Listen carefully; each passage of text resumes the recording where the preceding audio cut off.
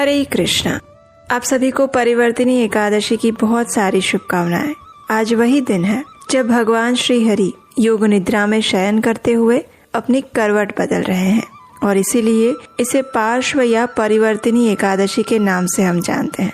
आज का दिन बहुत ही शुभ है, पवित्र है, क्योंकि ये चातुर्मास के ऐसे समय में आ रहा है जब संपूर्ण ब्रह्मांड में समस्त आध्यात्मिक शक्तियाँ सकारात्मक ऊर्जा उत्पन्न करती है। साधक के लिए ये समय अत्यंत महत्वपूर्ण होता है, क्योंकि ये चातुर्मास भाद्रपद मास और एकादशी का सुवर्ण संयोग बन रहा है। तो चलिए ऐसे सुंदर समय में आज हम सुनते हैं परिवर्तिनी एकादशी की पौराणिक व्रत कथा। आइए आज की कथा आरंभ करते हैं। अर्जुन ने कहा, हे प्रभु, भाद्रपद मास के शुक्ल पक्ष में जो एकादशी आती है उसका क्या नाम है? उस दिन व्रत करने के नियम क्या है और इस एकादशी का व्रत करने से कौन कौन से लाभ प्राप्त होते हैं?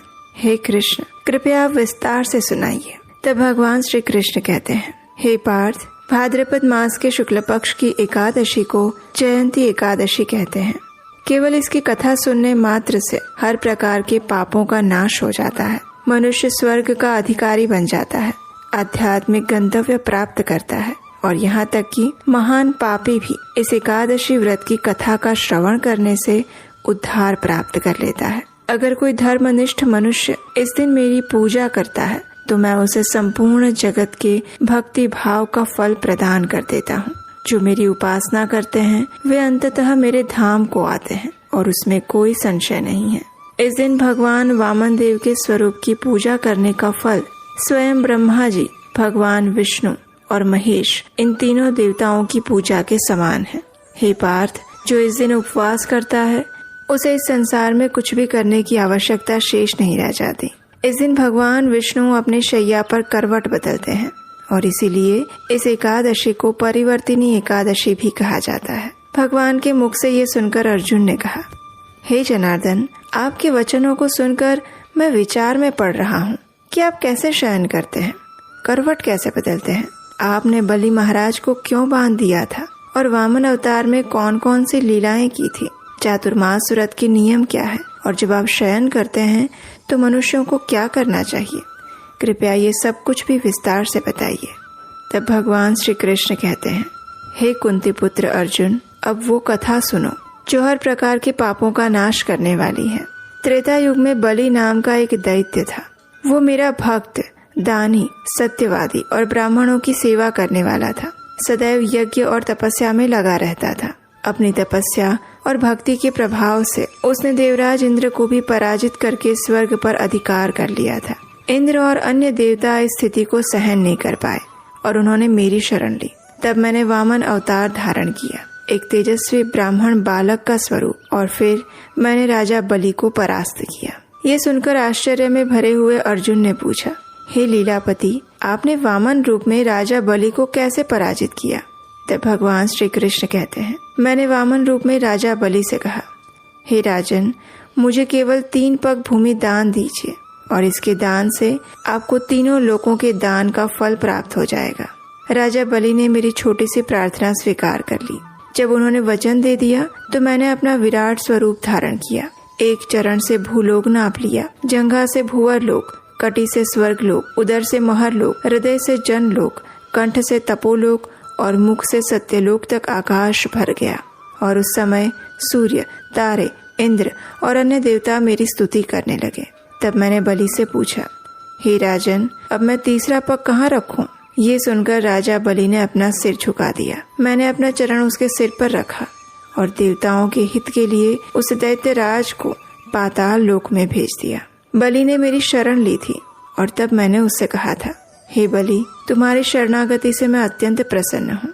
मैं सदैव तुम्हारे साथ रहूंगा। और इस प्रकार भाद्रपद मास के शुक्ल पक्ष की परिवर्तिनी एकादशी के दिन मेरा एक स्वरूप राजा बलि के पास रहता है और दूसरा क्षीर सागर में शेष नाग पर करवट बदलकर शयन करता है। कथा का समापन करते हुए भगवान श्री कृष्ण ने कहा, जो भी मनुष्य इस परिवर्तिनी या जयंती एकादशी के दिन पूर्ण भक्ति भाव से मेरी पूजा करता है, मेरे दिव्य नामों का जप करता है और मेरे अंदर ही ध्यान लगाता है, मैं उसके इस जीवन और उस जीवन, जन्म और मृत्यु सभी का ध्यान रखता हूँ उसे इस भौतिक संसार से पार करवा देता हूँ।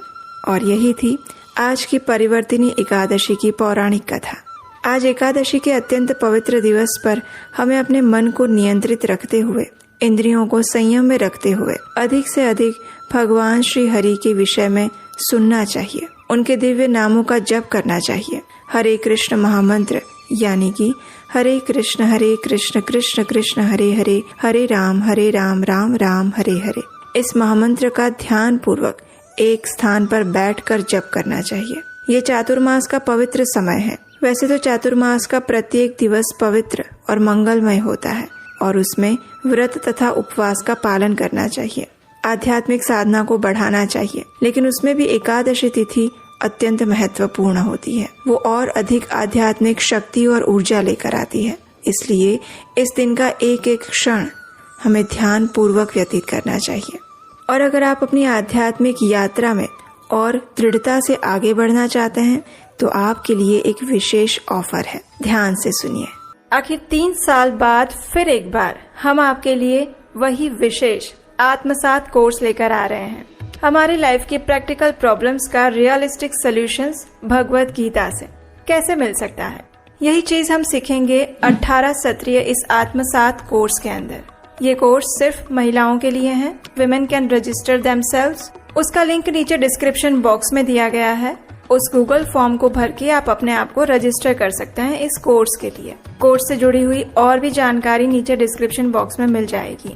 भगवत गीता तो हम कई बार पढ़ते हैं, लेकिन उनमें भगवान के द्वारा बताई गई शिक्षाओं को हम अपने जीवन में कैसे उतार सकते हैं, और वो भी आज के आधुनिक समय में भगवान की वो शिक्षाएं हमारे जीवन में कितनी प्रैक्टिकल है, हम उसे अपने जीवन में कैसे आत्मसात कर सकते हैं। यही विषय है हमारे इस 18 सत्रीय भगवत गीता कोर्स का, जिसका नाम है आत्मसात। तो जल्दी कीजिए, आज ही अपने आप को रजिस्टर करें इस कोर्स के लिए। ये कोर्स हम आने वाले दिसंबर महीने में स्टार्ट करने वाले हैं।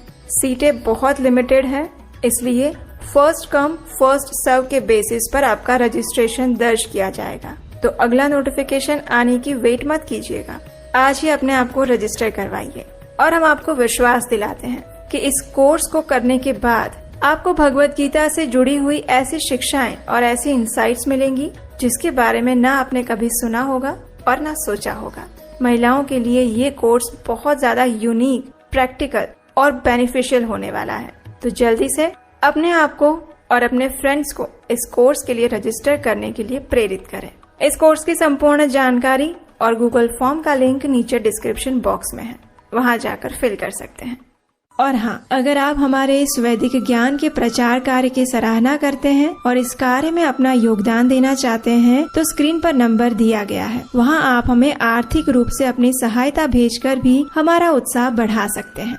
तो चलिए इस पार्श्व एकादशी का संपूर्ण श्रद्धा और निष्ठा पूर्वक पालन करते हैं और अपनी चेतना को श्री कृष्णमय बनाते हुए अपने आध्यात्मिक परम गंतव्य की ओर एक कदम आगे बढ़ाते हैं।